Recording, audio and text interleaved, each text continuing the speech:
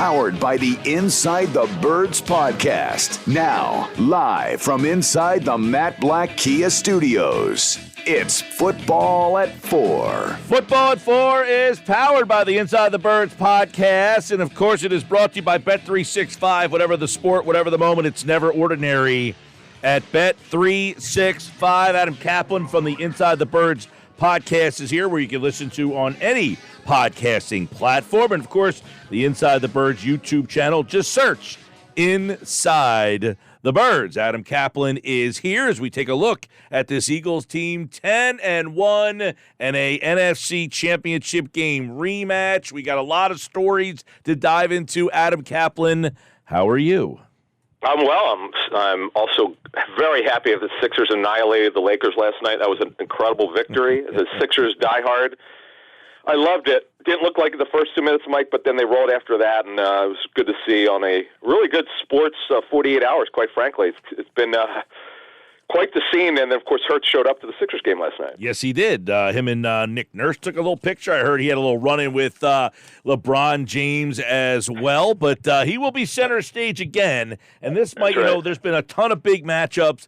The Chiefs game, this Bills game was a big one, but none might be bigger than this Sunday. With an Eagles win, they have a 94% chance to be the number 1 seed. With a Niners loss, Adam Caplan, they only have a 1% chance to be the number 1 seed. So they can essentially make the path to the home field. They can earn it almost this week with a win. But they escape again and some injuries. Yeah. Let's take a look at what happened. What was the carnage from the game on Sunday?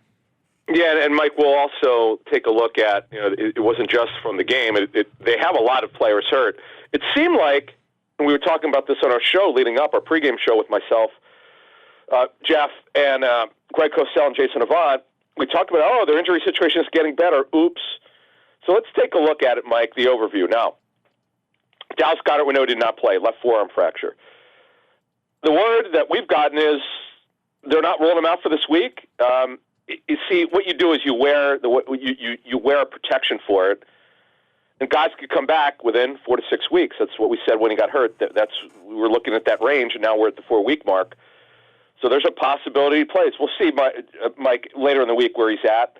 The first day of practice is tomorrow. Here's the thing, Mike. If he works, see, even if he wears a red jersey, which is non-contact, in practice, a guy could try to avoid you, but someone could hit it. So to me, if he's practicing, Mike, even if he's limited, the chances are probably good that he'd get cleared. But we don't know that until we get there. We'll see. Grant Calcaterra, obviously with the ankle injury. Now I was talking to a pro personnel source from another team who's doing advanced work on the Eagles, and he said, I don't know if you noticed this watching the game, but they're playing the most 4 receiver sets that they've done this season. I was like, well, there goes the Goddard situation. We saw them do it the game before, but this seemed to be up. And look, if Calcaterra can't play and Goddard can't play, Mike, you're going to see a lot of that. That's why I want to make sure we brought that up. Lane Johnson told the Inquirer that I guess he was being interviewed at Northeast High School. He was doing an appearance there, and apparently he told them that he's going to be able to play. He expects to play. That's huge. Now, Jack Driscoll did a good job filling in. But remember, Mike, Lane Johnson, he practiced all week, took all of his reps, did not feel right over the 48 hours since that Friday practice, and had the MRI, and he's got some inflammation, but he told the Inquirer he expects to play. We know that Fletcher Cox left the game, came back, then left for good with a groin injury. He's very questionable at best for this game. We'll see what tomorrow looks like. Milton Williams didn't play with a concussion. That is why I think that the Bills had some success against the run. Zach Cunningham with the hamstring left, didn't return. They're down to no depth. The Eagles have no depth at off-the-ball linebacker. And Justin Evans, Mike, this is weird. Like, he practiced the week before, and then this past week he didn't practice, which would certainly indicate he had a setback, and that hurts their depth at safety. So long list, it's gotten longer, and hopefully when they return to practice tomorrow, there are no pop-up injuries, which we didn't know about. Yeah, interesting move right before you came on. The Eagles released Josiah Scott. So now they have a roster spot open. So let's tie that into potential Zach Cunningham hamstring. No depth at off-ball linebacker. A lot of reports connecting Shaq Leonard. Now Scott opens up a roster spot. So let's talk a little bit about that. Yeah, so Josiah Scott had been inactive since he had to play it as an emergency several weeks ago, Mike, out of the blue when he was signed off the Steelers practice squad. He played, and then that was really it. And then they relegated him to special teams, and he's not playing. So he just didn't have a spot on the roster. So, yeah, you're right. That does clear up a roster spot. Now, they're going to add an inside linebacker, whether it's Shaq Leonard. As we noted on our last Friday show, that there was mutual interest in this player, but it was not accelerated interest because they didn't know about Cunningham getting hurt. They knew that Christian Ellis was their top backup after Dean got hurt. Dean was going to start, but he got hurt, and then moved Ellis from their fourth spot to the third spot. Now with Cunningham hurt, even if Cunningham's able to play this week, it doesn't matter. They have to sign at least one, if not two, to be honest with you, off-the-ball linebackers. One will have to be active on game day. One could be on the practice squad. They have to do something. They don't have much of a choice here.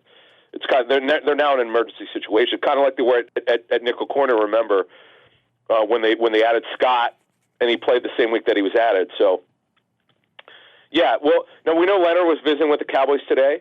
As I understand it, it's the Eagles, it's the Cowboys, and their other teams involved. But the Eagles here, they've got the benefit of the relationship of Leonard knowing Sirianni, Mike, and a couple of the other coaches who he's with the Colts. Kevin Petula was there.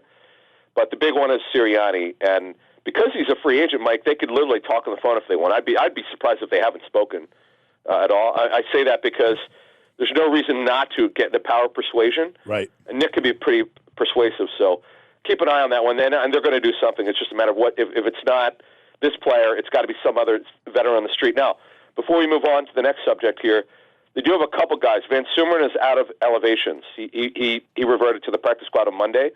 You don't really want him playing on defense if you can help it. And they have Brandon Smith, who's a former draftee of the Panthers, who's really not played very much in the NFL. He was drafted last year. The Eagles had him on and off their practice squad here. He could do it, but he hasn't really played, so they really need to add a veteran, Mike. Let me just ask one question about Leonard, and you talked about the relationship.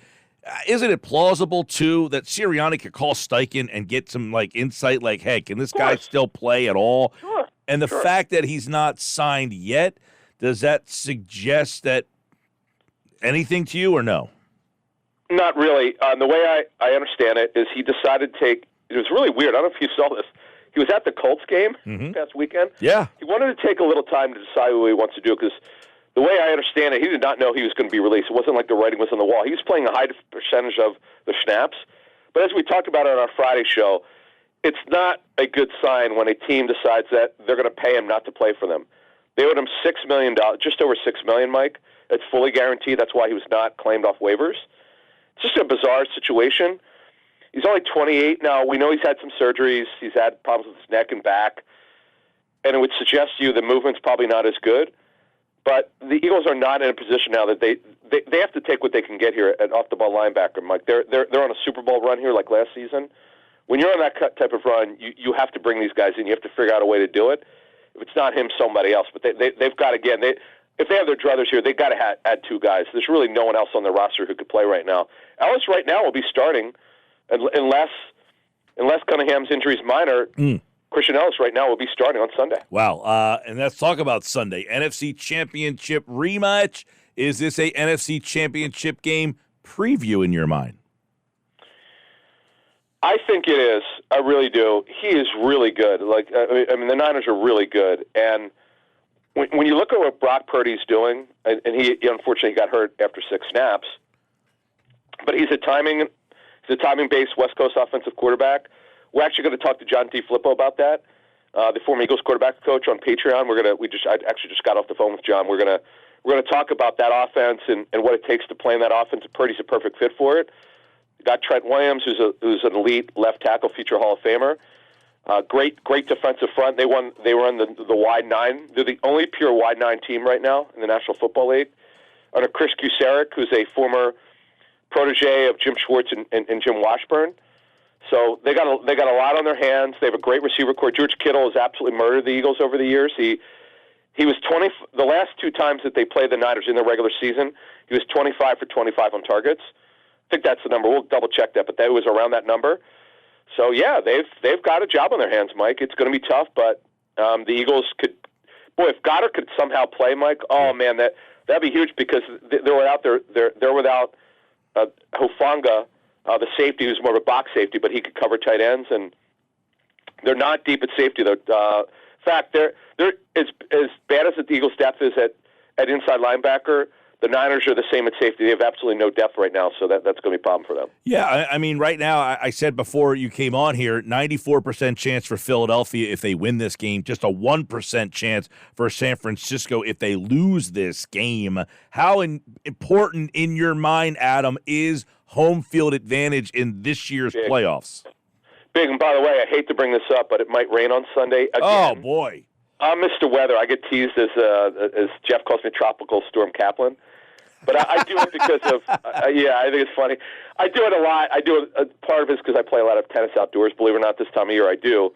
But for football, for fantasy, and for Sports Grid, I have to talk about this stuff. So weather can affect games, but I still cannot believe the Chiefs, it rained hard. Okay, I talked to people who were at both games.